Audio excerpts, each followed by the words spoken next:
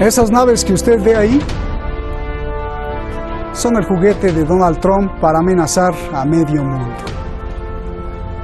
Hace unas horas despegaron de Luisiana, Estados Unidos, y vienen para acá, hacia Irán.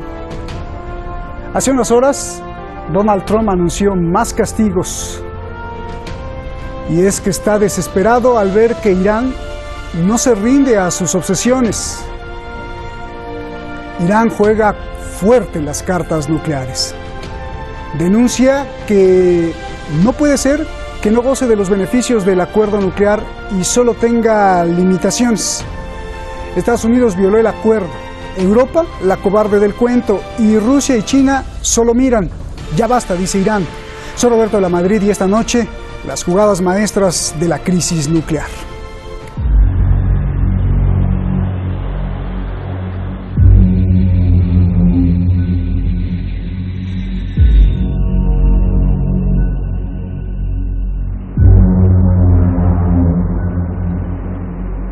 Según el Pentágono, los 4 bombarderos enviados son para contrarrestar la amenaza de Irán para sus tropas del Comando Central.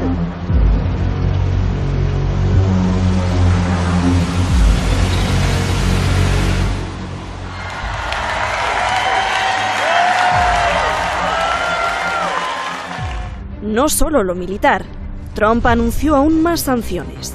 Impondrá castigos contra el hierro, el acero, el aluminio y el cobre de Irán.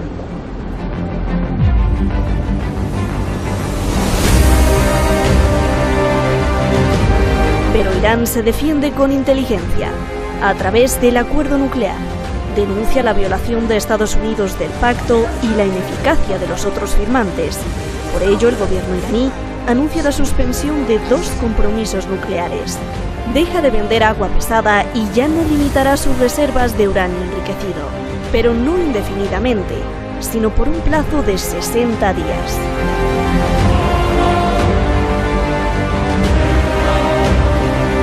جمهوری اسلامی ایران خروج از برجام رو در دستورکار قرار داده ولی به صورت مرحله به مرحله و آمادگی داره که در هر مرحله که طرف‌های مقابل به تعهدات خودشون پایبند شدن یا خواسته های ما را انجام دادن دوباره مرحله به مرحله برگرده سر جای قبلی خودش. بنابراین سیاست ما فرصت دادن به دیپلماسی و به کشورهای مقابل هست که قصورات خودشون در گذشته رو جبران بکنن. Esta advertencia va para los europeos, para que frenen la deriva autoritaria de Estados Unidos. Pero Europa prefiere inclinar la cabeza ante Washington, no cumplen su parte del trato y además rechazan el ultimátum de Irán. Instan a Teherán a cumplir al pie de la letra un acuerdo que no le trae ningún beneficio por culpa de Estados Unidos. We urge the Iranians to think very long and hard before they break that deal. It is in no one's interest. ¿Y qué pasa con China y Rusia? Irán también denunció la falta de iniciativa por parte de estos 2 países. En palabras, Moscú y Pekín se distancian de Estados Unidos por sus políticas hacia el acuerdo nuclear, pero tampoco se esfuerzan para contrarrestar la situación, posiblemente por los intereses entrelazados. Rusia, por negocios de 200.000 millones de dólares con la Unión Europea, que le dan un respiro frente a las sanciones de Estados Unidos. Y China, para proteger sus inversiones multimillonarias en países aliados y obedientes de Estados Unidos, como Arabia Saudí.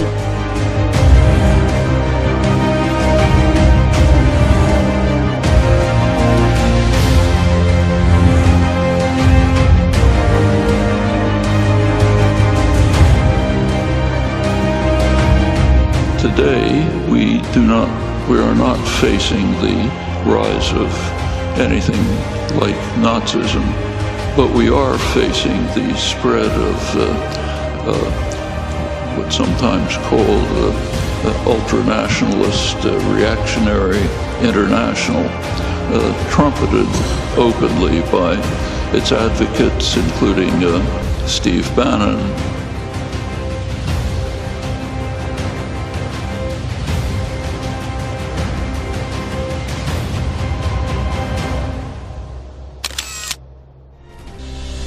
Muchísimas gracias al equipo de Detrás de la Razón, muchísimas gracias a usted Verdaderamente se ha armado un fenómeno increíble en la red. Gracias a todos esos youtubers por defender el programa y subir el programa por todos lados para que YouTube así no nos pueda censurar después de que nos clausuró 3 veces la cuenta Google y YouTube. Muchísimas gracias, y ya tenemos otra vez a los cientos de miles de seguidores repartidos entre todos los youtubers del mundo. Gracias. Vamos directamente con nuestros invitados.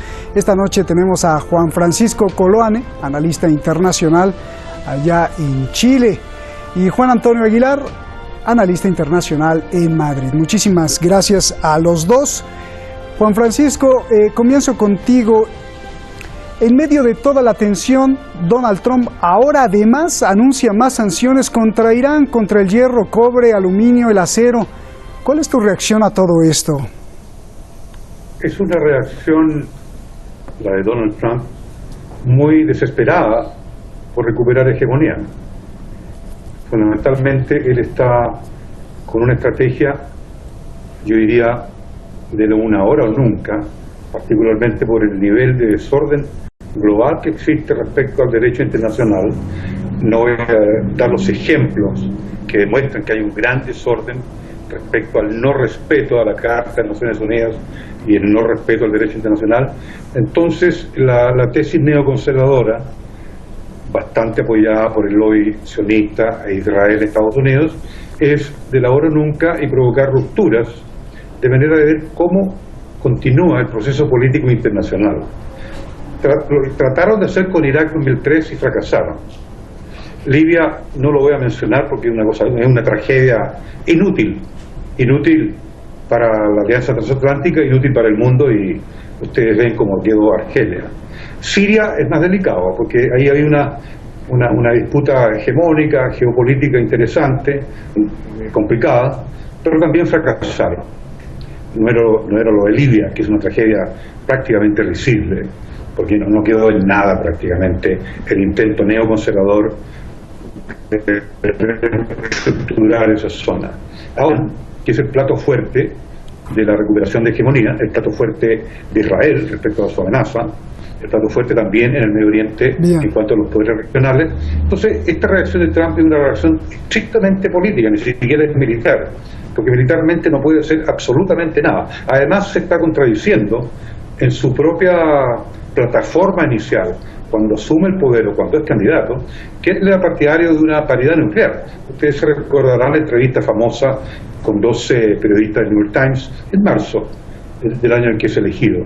Es una entrevista muy importante donde se ve un Trump muy bien asesorado respecto a la paridad nuclear y respecto a una necesidad de que los países, ¿no es cierto?, tengan un equilibrio en materia de desarrollo nuclear y en materia de poderío bélico nuclear. Es decir, en Estados Unidos también hay una preocupación de por qué Israel tiene acceso a un poder bélico nuclear y el resto de los países de la región no lo tiene.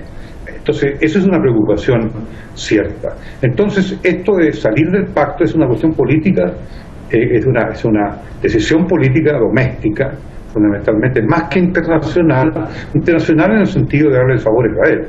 Sin embargo, el apoyo europeo va a ser muy feble, porque Europa depende de Irán, Europa depende de una relación buena con Rusia, Europa va a tener que depender, y depende de todas maneras, una relación favorable pacífica con China. Entonces, esta es yo diría, una agresión muy demagógica de parte de Donald Trump, porque no va a tener ningún resultado específico práctico en función ni de su hegemonía, ni de detener el proceso de fortalecimiento del gobierno iraní en sus derechos y en sus principios fundamentales. Bien. Juan Antonio, Irán está jugando sus fichas, dio un ultimátum de 60 días y la Unión Europea contesta. En México diríamos que Europa está cantinfleando en honor al cómico Cantinflas, no sé si te acuerdas, solo que Cantinflas lo hacía para divertir con comedia. ¿No está haciendo lo mismo Europa, mostrando total confusión o más bien cobardía al no mostrar una postura definida? Dice Europa, sí queremos vivo el acuerdo, pero amenazamos a Irán si lo rompe. A ver, por favor, Juan Antonio. Es cobardía. Sin duda alguna, es cobardía. Lamentablemente, el punto flaco de todo el tema del acuerdo es precisamente la Unión Europea y los países europeos. porque bueno, es un acuerdo apoyado por Rusia y China, por ese equilibrio en el que tienen que ventilar sus temas económicos y los intereses geopolíticos. Es un acuerdo que en principio había apoyado la administración norteamericana y en la que Europa estaba muy contenta porque ella iba a ser la beneficiaria económica de las inversiones en Irán. Y por lo tanto, de hecho, de palabra lo ha estado apoyando hasta el día de hoy. Pero en esa mesa de los 5+1, el punto flaco era Europa. Europa es una organización dirigida por una clase política cobarde, lacayuna. De hecho, yo lamento que incluso la dirigencia iraní haya pensado en algún momento que estos monigotes, que estos títeres iban a poder hacer frente en ningún caso a los Estados Unidos, pero en ningún momento, ni con Irán, ni con ninguna de las otras crisis que se vienen sufriendo, no ya desde la caída del muro de Berlín, no, incluso durante la Guerra Fría. Es decir, Estados Unidos impone a Europa sus condiciones. De hecho, una prueba palpable es que las más interesadas en mantener el acuerdo o el PAC con Irán son las grandes empresas europeas que pensaban realizar importantes inversiones en Irán. Y estas empresas, claro, se ven ahora en una situación muy delicada, porque si realizan esas inversiones van a ser sancionadas por los Estados Unidos, que se permite el lujo de sancionar no a Irán, a todo el mundo. Y si no, tienen que olvidarse de esas inversiones, con el coste económico a futuros que eso significa. Pero como son unas empresas que están abandonadas por sus gobiernos, porque sus gobiernos son unos vendidos, porque la Unión Europea es una desgracia para Europa, pues es lo que tenemos. Bien. Juan Francisco, Irán dio 60 días de ultimátum para que la Unión Europea, sobre todo la Unión Europea, de esta que está hablando Juan Antonio, y también Rusia y China presionen a Estados Unidos a que vuelva al acuerdo nuclear o que por lo menos compensen el vacío de Estados Unidos. Dos preguntas. Si en un año todos los firmantes del acuerdo no pudieron hacer nada contra Estados Unidos, ¿podrán hacer algo en 60 días? Y dos, ¿qué pasará si llegados los 60 días Irán abandona otro punto del acuerdo nuclear? ¿Cómo reaccionaría el mundo y qué hará Irán? Por favor. Cualquiera de las dos situaciones, en base a la pregunta que haces, sí, no son tan desfavorables para Irán. Digamos, Irán tiene las cartas en su poder, las cartas importantes. ¿Por qué? Porque el desarrollo nuclear de Irán, apuntando en última instancia y estratégicamente a un poderío bélico, es lo que más duele a Occidente. Y eso es prácticamente indetenible, al menos se destruye Irán. Y eso ni Europa ni Estados Unidos lo van a hacer. Imposible que lo haga.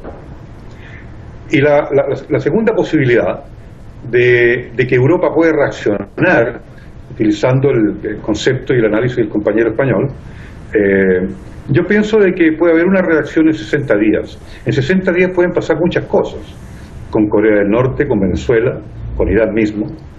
Pueden pasar cosas también con el tema del terrorismo que empieza a desplegar los wahhabis y los saudíes en el Asia. Puede haber una presión mayor, es decir, China no ha reaccionado, India tampoco ha reaccionado, y esos son cuerpos pesados en la conducta internacional. Entonces yo pienso que estos 60 días están estudiados, es un ultimátum inteligente que da amplio espacio para negociaciones. Estados Unidos tiene que negociar. Ahora, 60 días se acerca el día de la elección y Trump maneja toda la política exterior en base a su reelección, lo que es como volver a la época de Maquiavelo, es decir, lo doméstico determina lo internacional. Es decir, me parece absurdo que una potencia tan importante como Estados Unidos esté desordenando el mapa mundial de una manera coyuntural, de una manera muy irresponsable, producto de esa influencia excesiva del lobby sionista, el lobby Israel en su política exterior, desordena el mapa mundial, desordena las posibilidades de negociación, pero pienso que ahora puede haber un sentido político en Estados Unidos, de la política doméstica, para empezar a alinear esa política exterior y volver al tratado. Hoy Nancy Pelosi, bueno, pues está acusando a muchos, ¿no? Y los demócratas quieren hacerle impeachment. ¿Podría también caer Donald Trump, no? También. Es decir, aquí la parte más vulnerable de de Trump no es el tema del impeachment interno, del bloqueo a la información, a la investigación de la prensa rusa. Es decir, aquí puede haber un impeachment respecto a ruptura, digamos, a violación de la Carta de Naciones Unidas, violación de una serie de tratados que tienen que ver con la seguridad nacional. Es decir, él es responsable de la seguridad nacional. Bien. Y hay en la Constitución la potestad la tiene el presidente de la República de Estados Unidos para, de alguna manera, sobredeterminar decisiones respecto a la seguridad nacional. Sin embargo, aquí hay un tema de seguridad nacional que es muy grave respecto al salir del acuerdo nuclear con Irán, salir del acuerdo nuclear con Rusia. Entonces, esto tiene que alinearse ante la elección. Bien. Porque imagínese usted, señor Lamadrid,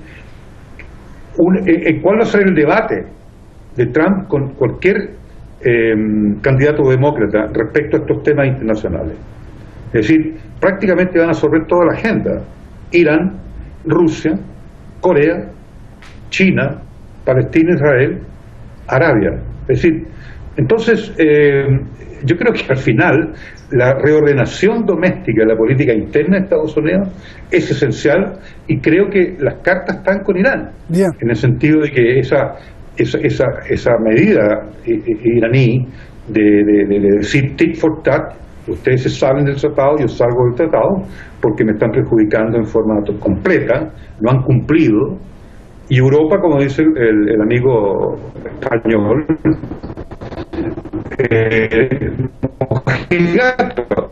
déjame ir con Juan Antonio, que también domésticamente tienen problemas. Europa no es final. Déjame ir con Juan Antonio. Ahí también hay que agregarle el Tratado de Libre Comercio entre México, Canadá y Estados Unidos, que afecta a 6 millones de empleos en Estados Unidos, que también rompió el señor Donald Trump. Juan Antonio, a ver, al analizar la historia, incluida la confesión del presidente Obama, que las sanciones no funcionan tanto como un acuerdo, al ver a Donald Trump romper el acuerdo, al ver que Europa se hace de la vista gorda, entonces hay que hacer esta pregunta. ¿Realmente a Estados Unidos y a Europa le importa que Irán tenga armas nucleares? Pakistán las tiene, India las tiene, Israel las tiene. Más allá de las armas nucleares, yo te pregunto, ¿cuál es el verdadero punto? O si no es algo más poderoso que las armas nucleares, que es no aceptar, por ejemplo, las reglas del imperialismo depredador. No sé, a ver, dime tú, Juan Antonio. Es decir, a ver, hay evidentemente aquí el punto principal es geopolítico, no es una cuestión de armas nucleares. Es decir, posiblemente para tener la hegemonía regional que Irán ahora mismo ya de hecho tiene, no le han hecho falta armas nucleares. Y eso lo sabe Estados Unidos. Es decir, no tiene ningún sentido el tema de montar todo esto simplemente por el hecho de desarrollar un armamento que ya tienen otros países, incluso fronterizos con Irán, ¿no? Como Pakistán, Irán. No, yo creo que no va por ahí. Es un problema geopolítico. Claro. Es un problema geopolítico porque Irán es el pivote geopolítico regional. Por ahí va a pasar, primero, todas las grandes inversiones de China, de la nueva ruta de la seda. Recordemos que hace muy poco tiempo se ha acordado con Irak y con Siria el establecimiento de una red ferrocarril que unifique hasta el Mediterráneo. Todo eso parte del mismo cuadro geopolítico. Claro, esto va en detrimento ¿de quién? De los otros poderes regionales, que son fundamentalmente Arabia Saudita y las petromonarquías aliadas de Riad y Israel. Trump se encuentra con un atolladero. Y es que, por un lado, como dice el compañero de Chile, tiene que resolver su reelección y, por lo tanto, tiene que hacer algo al interior para volver a ganarse los votos y, además, distraer a todas esas sectas neoconcisionistas que apoyadas, además, en el complejo militar industrial, le exigen y le piden el mantenimiento de la hegemonía, el mantenimiento del expansionismo militar. Y, claro, eso no está funcionando. Siria ha sido un fracaso para ellos, una derrota. Venezuela está siendo un fracaso. Pero saben también que con Irán tienen grandes posibilidades de fracasar. Por eso van a amagar y no dar. ¿Por qué pueden amagar? Pues por la cobardía de la Unión Europea. Porque saben que no van a atreverse. Porque las sanciones de Estados Unidos, si son pasadas por alto por la Unión Europea y las empresas europeas, junto a las chinas y rusas, empiezan a invertir. Si se pone en funcionamiento el sistema INTES de pagos bancarios internacionales a través de la Unión Europea para evadir la dependencia del dólar y de las sanciones norteamericanas, está todo resuelto. pero para eso Europa tiene que atreverse, y no se va a atrever. ¿Qué le queda a Irán? Pues efectivamente jugar una carta psicológica muy buena, 60 días. 60 días en los cuales la Unión Europea se va entre la espada y la pared, a ver qué hace. 60 días que tiene que dar tiempo a que tanto China como Rusia puedan mover, son potencias muy grandes y tienen que mover muchas piezas en su equilibrio. Bien. Y 60 días que acercan más a Trump al momento de que comienzan las primarias y esos procesos tan largos y complejos de la reelección en los Estados Unidos. Por lo tanto, el tiempo corre a favor de Teherán. Lógicamente, nunca estamos salvados de que la locura en Washington, en esa especie de manicomio en el que se ha convertido la Casa Blanca, no acabe provocando alguna situación dramática, pero es dudoso. Mire, fijémonos lo que está ocurriendo, por ejemplo, en Venezuela, ¿no? Yo creo que en ese sentido el tiempo corre a su favor. Yo creo que Teherán hace bien en plantear estas cosas. No puede seguir así. Esto es una burla. Un año sin hacer nada. Un año la Unión Europea para poner en funcionamiento un sistema de pagos bancarios. Un año para que cumplan algo. Es que no han cumplido nada. Entonces, es decir, yo creo que llega el momento en que cualquier Estado soberano, por un mínimo principio de dignidad, más allá del articulado del pacto, ¿no?, y del acuerdo, el mínimo de dignidad ya es decir, bueno, ya está bien, basta ya. Es decir, Irán sabe perfectamente que China sigue dependiendo mucho de su combustible, por lo tanto mantendrá esas relaciones, la ruta de la seda va a pasar por él, tiene que mantener esas relaciones, por cuestiones de defensa en todo el tema de la guerra de Siria, en Irak, y va a tener el apoyo ruso, pero hace falta ese empujón que haga evidente que se ha hecho un pacto para algo. Es decir, de que se está tratando con personas serias, con caballeros, y no con una banda de personajes, de personajillos y de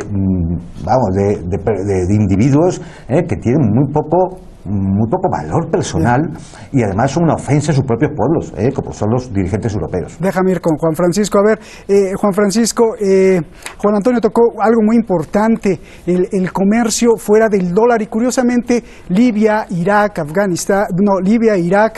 Siria, Irán, pues se les ha ocurrido o han tenido esa iniciativa de pues alejarse de las órdenes del sistema financiero mundial, y mira, pues entonces ahí está el resultado. Con todo eso yo te pregunto, ¿no está claro que los poderes que gobiernan el mundo, representados por los grandes capitales, no por los gobiernos, sino por los grandes capitales, están sobre los mismos gobiernos del mundo? Lo pregunto por lo siguiente. Mira, el presidente de Irán no solo criticó a Europa, sino a todos los firmantes, es decir, a Rusia y a China. ¿Por qué Rusia y China no hicieron nada o no pudieron, te pregunto? ¿O es que Rusia no iba a exponer un comercio de 200.000 millones de dólares con la Unión Europea, donde se aplican las sanciones de Estados Unidos, además que a Rusia le conviene que suban los precios del petróleo, y China no va a exponer a sus principales fuentes de petróleo, una de ellas, el enemigo de Irán, Arabia Saudí? Más bien China ahora está invirtiendo miles de millones de dólares en Arabia Saudí, el rival. Dame tu análisis de todo esto. Porque el sistema económico a nivel macro se fragmentó de una manera tal respecto a la orden política. El sistema económico de las transnacionales, de los grandes capitales, de las corporaciones transnacionales, está actuando de una forma muy autónoma y desprendiéndose del poder político, que en el fondo son los estados. El único aliado que tienen las transnacionales importante desde el punto de vista político no es un determinado partido político, es un estado con hegemonía. Hablemos de Francia, Inglaterra, Alemania, China, Rusia, India. Entonces, la posición de Irán es bastante ventajosa, porque el hecho de que Rusia y China no puedan de alguna manera deshacerse de la presión que ejerce Saudi Arabia respecto al petróleo, respecto a la energía, digamos en el caso de China y Rusia, es porque efectivamente esos lazos económicos, ¿no es cierto?, todavía tienen cierta dependencia política. Ahora, en el caso de Rusia y de China, es mejor tener a Arabia Saudita conversando, negociando, que alejado. Es decir, Arabia Saudita no puede irse completamente fuera del circuito de influencia de China y de Rusia. Entonces Irán puede verse afectado de esa manera, pero también es una medida inteligente de Rusia y de China de no dejar todo el espacio a su disposición de Estados Unidos respecto al control de Arabia Saudita, porque también mantener un plano de negociaciones comercial y económica con Arabia Saudita es tenerlo de alguna manera controlado políticamente al margen de las transnacionales. No nos olvidemos que las transnacionales de las 20 más importantes del mundo, 12 son de la Alianza Transatlántica, sino 13, apenas hay 2 de China y una o dos de Rusia. El resto del gran capital que fluye a nivel global, el 80%, son los datos de la UNTA en Ginebra, son de las 12, 13 transnacionales más gravitantes que pertenecen a la Alianza Transatlántica en términos de bandera. Gracias Juan Francisco. Y da temor, como dices, porque no sea que Washington se vaya a pasar a Pekín, porque hemos visto ahí a China muy amigo de Arabia Saudí y de Israel, ya están haciendo inversiones. Gracias, abrazos a los dos. Buenas noches. Me puse a sumar cantidades y encontré algo muy interesante. Mire, solo estudié 10 compañías, solo a 10 compañías, muy poquitas. No estudié muchas, solo 10 compañías petroleras, las principales. Y empecé a sumar los millones de dólares que manejan. Resulta que solo 10 compañías petroleras en el mundo manejan más de 2.500.000 millones de dólares. Esto no es mucho, es muchísimo dinero. Si estas 10 compañías fueran un país, serían el 4º país más poderoso del mundo, el 4º país más rico y con más dinero en el planeta, más poderoso que el Reino Unido. Solo 10 compañías. Pregunta, ¿qué gobierno, qué ley internacional, qué político, qué senador, qué ejército puede controlar los caprichos y negocios de una riqueza tan grande? Atrás de Donald Trump y de muchos presidentes del mundo, incluso de los que usted menos se imagina, están ellos. No es conspiración, solo haga cuentas y vea de quién es el dinero. Y cuando usted es dueño del dinero, sería tonto que no mandara, ¿no? Buenas noches.